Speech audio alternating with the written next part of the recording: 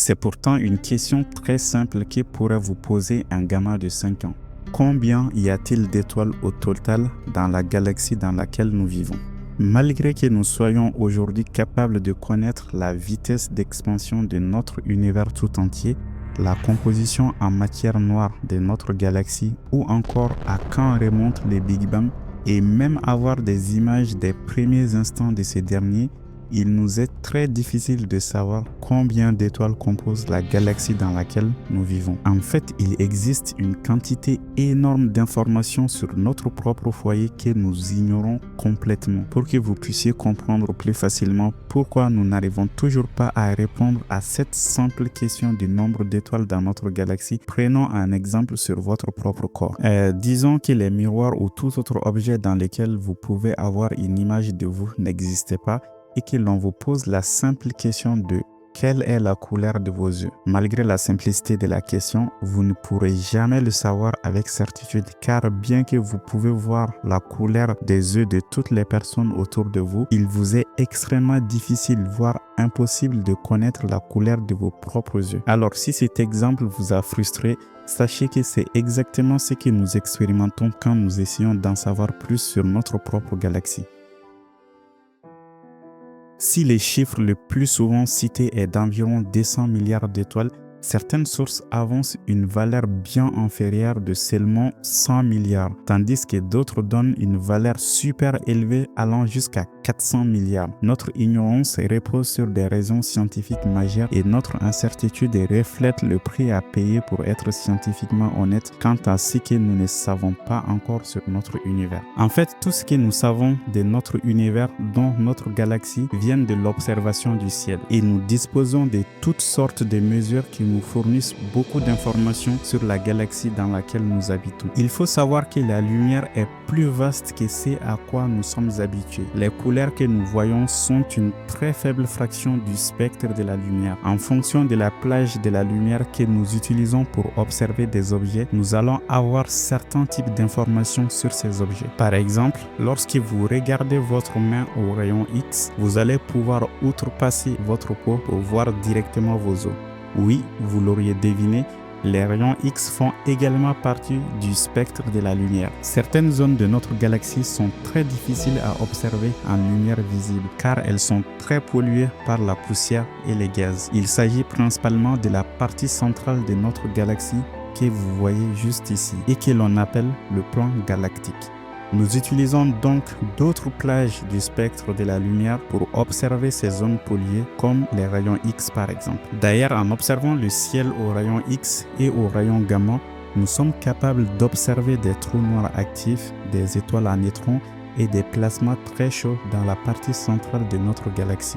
Ça, vous le savez déjà, mais lorsque nous observons le ciel avec des longueurs d'onde optiques, c'est-à-dire la partie de la lumière que nous voyons, nous pouvons voir des étoiles au premier plan, des gaz et de la poussière, mais seulement les silhouettes des objets derrière elles, car la lumière visible est en grande partie bloquée par la matière neutre. Et lorsque l'on regarde à des longueurs d'onde plus longues dont nous ne sommes plus capables de voir à l'œil nu, c'est-à-dire dans l'infrarouge, les micro-ondes ou même les longueurs d'onde radio, nous pouvons voir les sources émettrices de lumière et de la chaleur jusqu'à des températures très basses. On parle ici de seulement quelques degrés au-dessus du zéro absolu. Ces signaux à grande longueur d'onde sont transparents au gaz et à la poussière qui bloquent la lumière visible. En regardant à travers le plan de la Voie lactée ainsi que dans toutes les directions avec la bonne plage du spectre de la lumière, nous pouvons récolter une quantité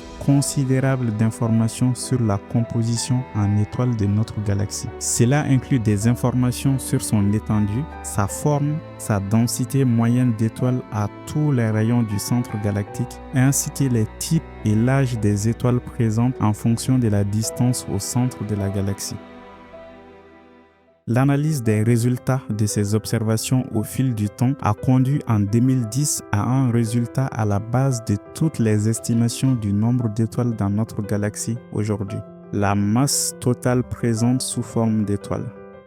Cette masse totale a été estimée à l'époque à 60 milliards de masses solaires. Vous l'aurez donc compris, si notre galaxie n'était composée que d'étoiles comme le Soleil, alors le nombre d'étoiles dans cette dernière serait de 60 milliards. Mais ce que les résultats de ces analyses ont aussi permis de savoir, c'est qu'il y a plusieurs types d'étoiles dans notre galaxie et non pas que des étoiles comme notre Soleil. Une classification des étoiles a même été réalisée et sur cette classification, notre Soleil est une étoile de type G. Il existe des étoiles plus massives que notre Soleil de plusieurs milliers de fois et d'autres très peu massives en comparaison.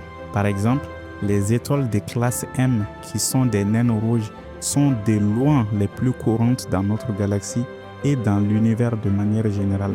Ces étoiles sont très peu massives avec une température de surface très peu élevée et émettent très peu de lumière. Les plus lumineuses émettent de l'ordre de 10% de la luminosité de notre Soleil.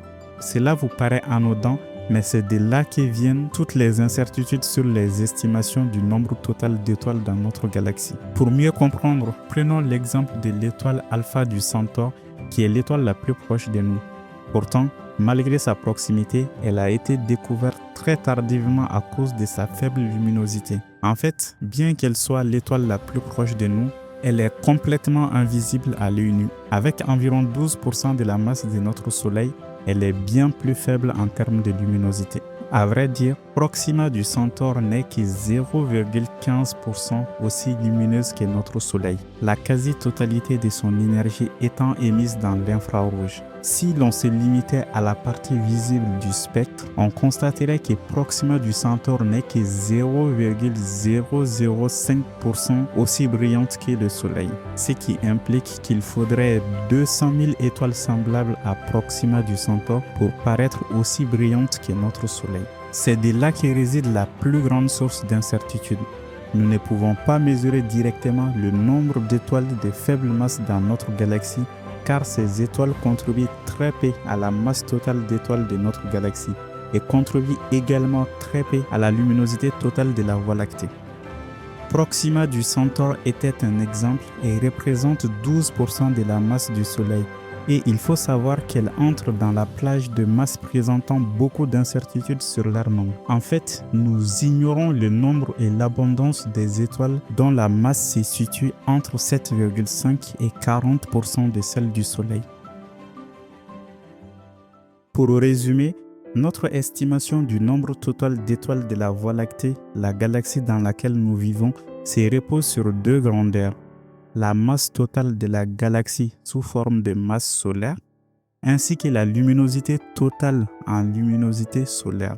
Bien que ces deux grandeurs soient connues avec une très bonne précision, une grande partie des étoiles de faible masse et de faible luminosité faussent totalement nos estimations, car elles sont de loin les plus courantes, mais contribuent très peu aux deux grandeurs sur lesquelles se basent toutes nos estimations.